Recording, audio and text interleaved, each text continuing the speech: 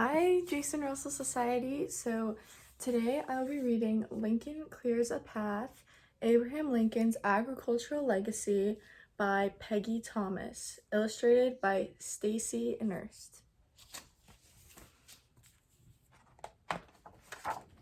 Lincoln Clears a Path. When the wagon stopped in the middle of the Indiana wilderness, 7-year-old Abe Lincoln saw only miles of dense forest. This was not a farm, not yet. First, his family needed to clear a path. Thwack! Abe helped his father fell trees. Swish! He cleared brush. Thwump! He pulled stumps. Yah! He plowed fields. Soon they had a farm that was better than the one that they left behind in Kentucky. But farm life didn't always go smoothly.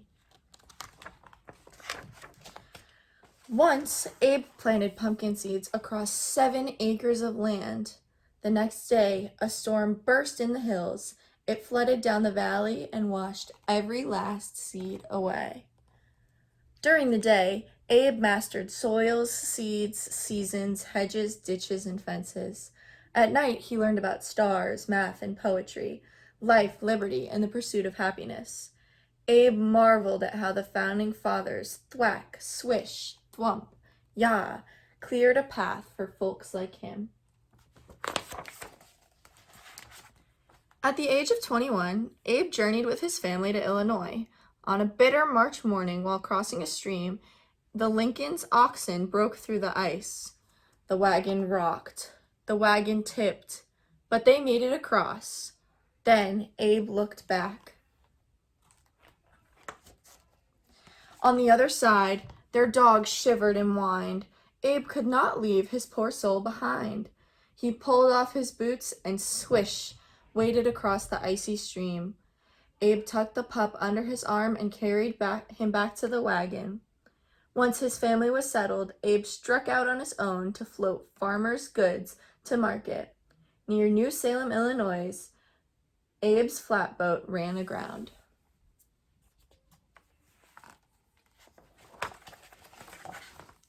Water rushed over the stern. Thwack! Abe hurried the hogs ashore. Swish! He rolled pork barrels forward.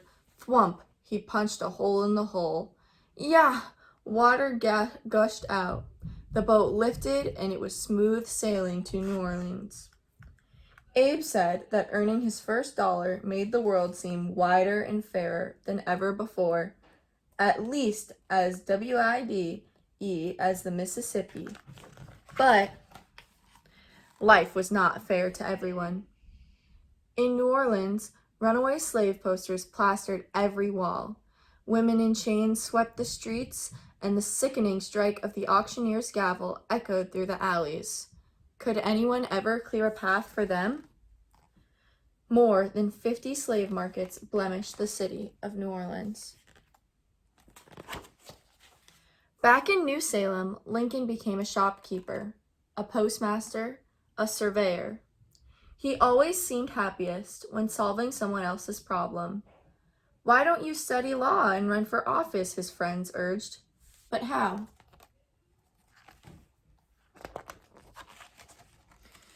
Thwack, swish, thump, yah, his friends eased the way. One friend shared his bunk with him. Another helped him study math. Others lent him books to read and money for a suit to wear. By 1834, Lincoln was in the Illinois legislature. Swish, thwack, he cleared a path for better schools and more roads.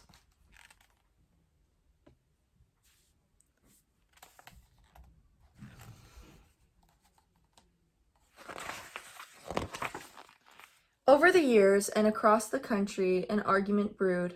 Should slavery spread to the western states? The South yelled yes. Lincoln said no. America stood for freedom, freedom for all.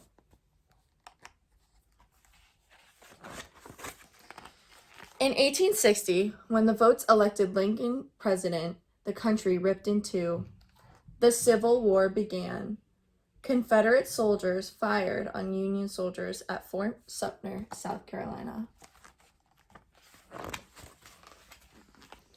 Cornfields turned into battlefields. Defeats rolled like an endless storm. By 1862, the war seemed as if it would never end.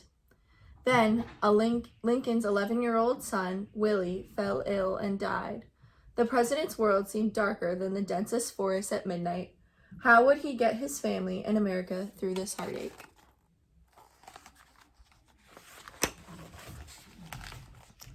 From the White House window, Lincoln could see the Washington Monument. Unfinished, it was a sad reminder that half of the nation was gone, yet hundreds of cattle grazed in its shadow. Wounded soldiers filled the Capitol, but new recruits marched in daily. Supply chains hurried to the front, while just as quickly, trainloads of grain poured into the depot. It wasn't just a soldiers' war. All Americans were in this fight, and all Americans needed hope. That is why, in the middle of a war, with the country divided, Lincoln lifted his pen, and surely as if he held an axe, he cleared a path for America's future. Thwack. He established the United States Department of Agriculture to support the farmers who supported the troops. The USDA tested farm equipment and searched the world for seeds. What machines were the best? Which plants were the hardiest? The USDA would find out and spread the word.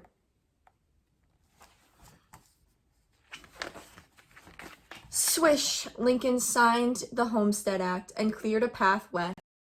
160 acres to any citizen or immigrant, farmer or merchant, man or woman who wanted a fair chance to make it their own.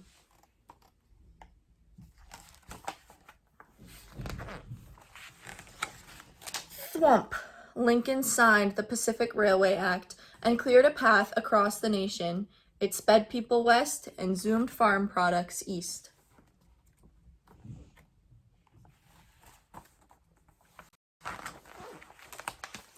Yeah, Lincoln created land-grant colleges, clearing a path for students. These colleges would teach agriculture because every blade of grass is a sturdy, and to produce two where there was but one is both a profit and a pleasure.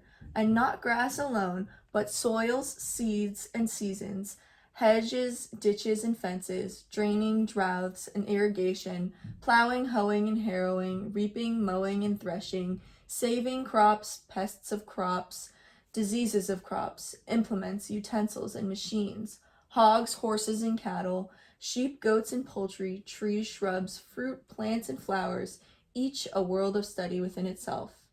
There was just one more obstacle for Lincoln